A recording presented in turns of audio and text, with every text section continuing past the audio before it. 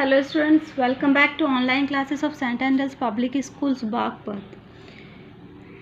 Class 6, subject English Grammar, and today we will study chapter 19, part 4, and the topic is present perfect continuous tense. So students, before discussing this topic, let me remind you one thing. Don't forget to subscribe this channel in order to get all the notifications of other videos. अब इसके बारे में हम जानेंगे। इससे जो previous videos थी उसमें हमने पढ़ा था टेंसेस के बारे में और उसके टाइप्स के बारे में।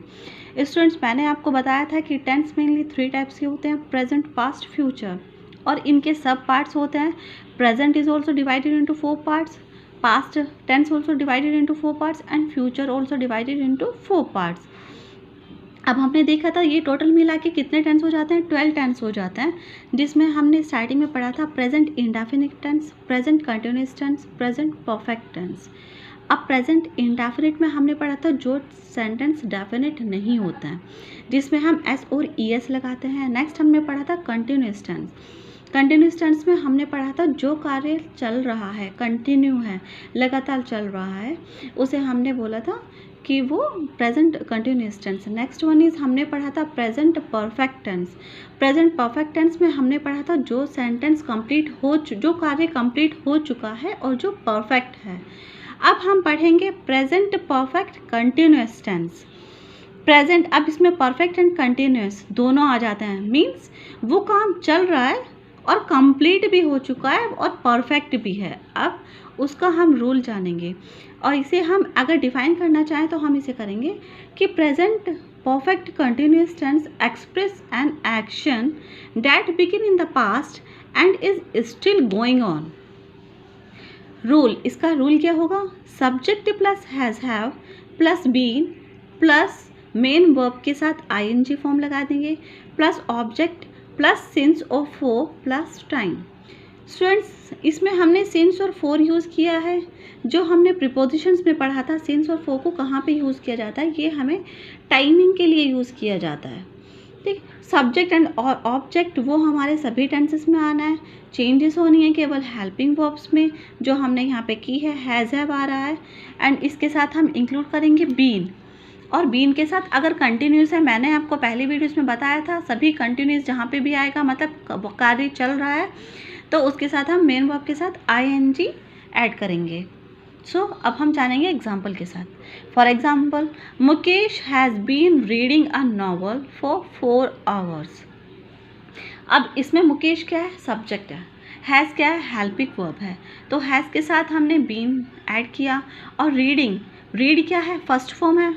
ठीक है, फर्स्ट फॉर्म के साथ अब ये कंटिन्यूअस है, कार्य चल रहा है तो फर्स्ट फॉर्म मेन वर्ब के साथ हम आईएनजी ऐड करेंगे। रीड के साथ हमने क्या किया? आईएनजी ऐड कर दिया।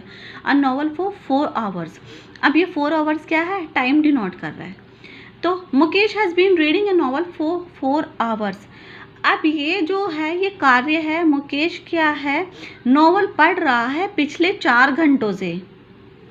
तो ये कार्य पास्ट से चला आ रहा है और कंटिन्यू है प्रेजेंट में भी, तो ये इसलिए प्रेजेंट और परफेक्ट कंटिन्यूअस टेंस कहलाएगा।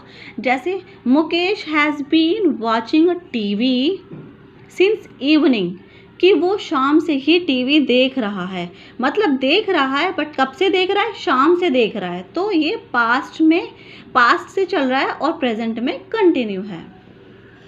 अब ये था हमारा एफर्मेटिव सेंटेंस। अब इसी को अगर हमें नेगेटिव में चेंज करना है तो हम कैसे करेंगे? फॉर एग्जाम्पल, इसका रूल होगा subject plus has have plus not plus been plus main verb के साथ ING plus object plus since for plus time.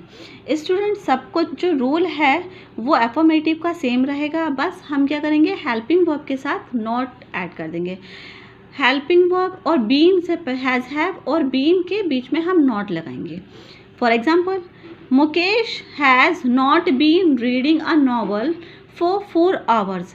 अब हमने, आप सोचोगे कि हमने हैज़ क्यों लगाया, हैव क्यों नहीं लगाया? Because the subject is singular. Mukesh क्या है? इधर सिंगुलर है, इसलिए हम हैज़ लगाएंगे, हैव नहीं लगाएंगे।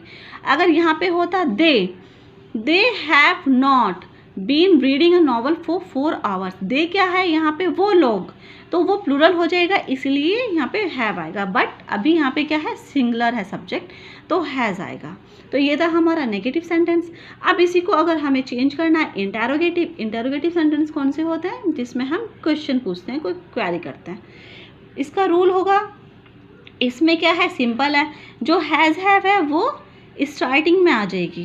Has have plus subject plus not plus been plus main verb में आईएनजी ही लगेगा plus object plus since for plus time और क्वेश्चन मार्क आ जाएगा। इसमें केवल हैज़ हैव हमने स्टार्टिंग में लगा दी और प्लस क्वेश्चन मार्क ऐड किया। For example, has Mukesh not been reading a novel for 4 hours. अब Mukesh has not been reading a novel for 4 hours, ये था हमारा नेगेटिव। अब इसी को अगर हमें नेगेटिव प्लस इंटेरोगेटिव में चेंज करना है तो हम ऐसे करेंगे, has Mukesh not been reading a novel for 4 hours. क्या मुकेश पिछले 4 घंटों से नॉवल नहीं पढ़ रहा है? ये होगा हमारा negative plus interrogative sentences.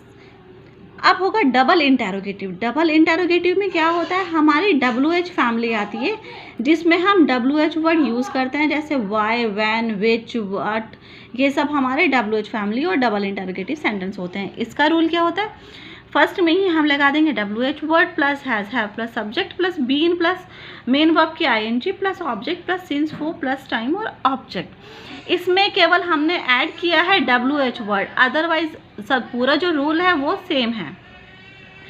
For example, why has Mukesh been reading a novel for 4 hours. Mukesh पिछले 4 घंटों से नॉवल क्यों पढ़ रहा है?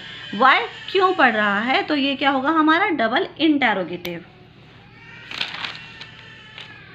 अब कुछ इसमें कंप्लीट टास्क होते हैं। शी हैज़ बीन क्राइंग, तो क्या है, शी हैज़ बीन क्राइंग, वे रो रही है, मतलब वो पहले से ही रो रही है, तो ये हमारा कंप्लीट टास्क हुआ। I have been watering the garden, कि मैं गार्डन को पानी दे रहा हूँ, मतलब पहले से ही, पास्ट से ही दे रहा हूँ और प्रेजेंट में भी मेरा कंटिन्यू है। तो स्टूडेंट्स, ये था इस टॉपिक के बारे में। अगर इसमें आपको कोई डाउट है तो you can ask me in the comment box of the video, and don't forget to like and share this video that other can also learn from it. And students, for this I am sending an assignment of exercise 5 from this chapter only, and the page number is 105, chapter number 19, and which you have to do in your grammar notebook. Don't forget to do your assignment. It is compulsory for all the students. Thank you and good luck, student.